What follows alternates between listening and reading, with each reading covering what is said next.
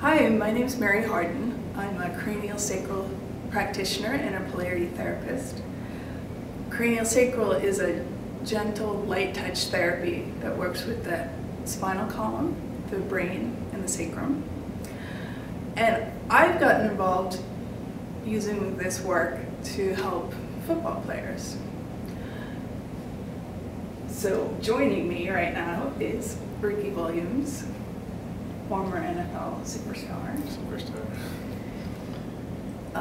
And I know that you and a lot of your healing work have also explored craniosacral.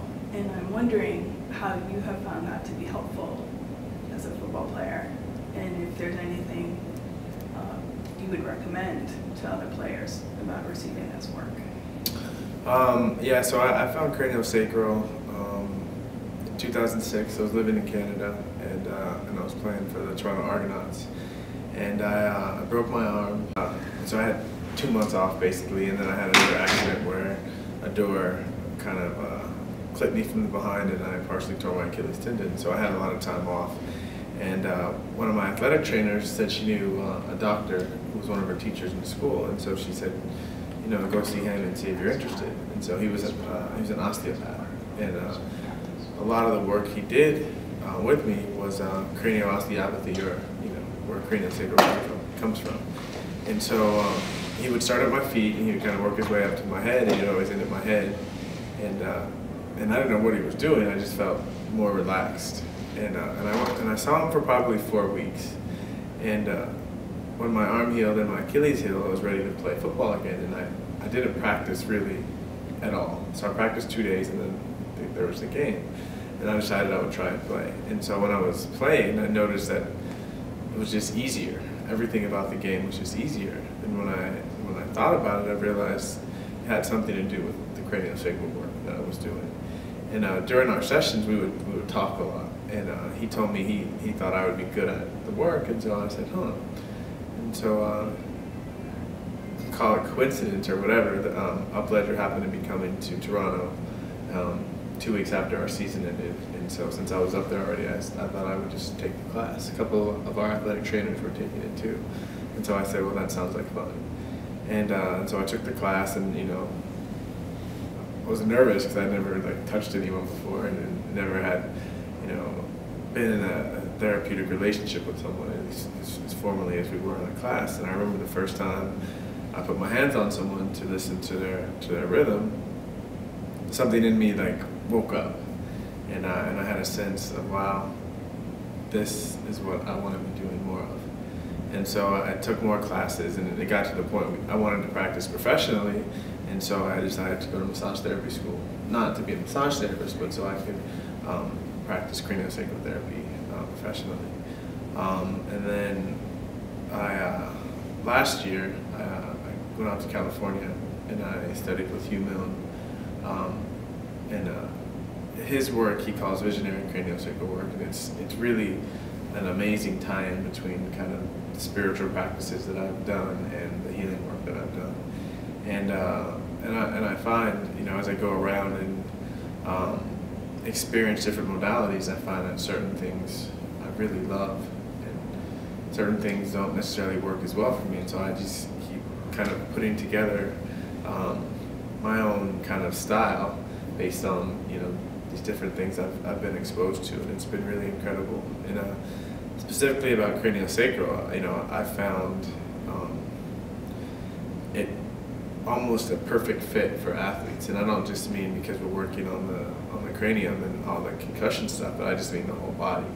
And the nature of football is you train really hard, you have injuries, but because the season is 17 weeks, there's not really much time to rest, and so you're kind of putting layer on layer on layer upon injuries. And especially a lot of the unwinding work that we do in craniosacral, I found to literally peel off years of trauma from my body and give my body more freedom, and definitely contributed to the longevity of my career. I noticed that too in the athletes that I've worked with, that this work really helps unwind a lot of the trauma that's been built up over the years of really getting beat up on the field, if you will. And And so I'm just curious, like really what did you notice yourself having received the work? How did you play differently or? Well, again, I mean, I don't want to get into details because it's going to show up differently for everyone, but you know, you just have more movement in your body. I mean, people don't realize, you know, the body is so wonderful. It has the ability to adjust and accommodate and to try to do everything it can to make our life easy in the short term. But sometimes, you know, when we have these internal corrections over a long period of time, our bodies are like, what the heck, I'd rather go back to being healthy. And so as you peel these layers of trauma off, you just find that, you know, the stuff that is chronic, it goes away. And you just have more ease with your body. You just feel more freedom in the way that you move. Absolutely. I think it helps keep us young. Yeah. Well, I mean, sure. If you beat up your body, I mean, you know, my point of view was we spend 6 months really destroying our body and very intensely. And so I took the point of view that I'm going to spend the off season spending 6 months taking care of my body very intensely. And doing that, I found that I don't age in football years, really, that my body stays supple and stays fresh. Well, it feels like that you have the capacity to really be healthy now in your after football, where a lot of times players are really. Well, I think most players, you know, whether they're not aware of what's out there or they haven't made it a priority in their life, they just don't take care of their bodies. Mm-hmm. And I mean, it's when you're young, you know, you feel like you're invincible and nothing can hurt you. But you know, as you get older, you start to come face to face with the reality that if you don't take care of your body's not going to take care of you. I think a lot of people still don't really know about craniosacral as an option for them. Any suggestions for how they would find out if this is right for them?